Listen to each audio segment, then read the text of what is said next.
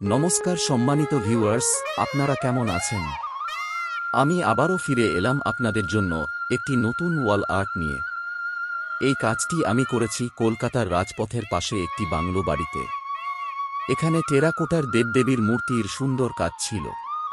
কাজটি কেমন হয়েছে প্লিজ কমেন্টে জানাবেন।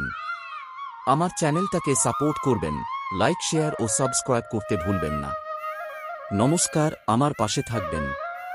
আবার দেখা হবে পরের ভিডিওতে।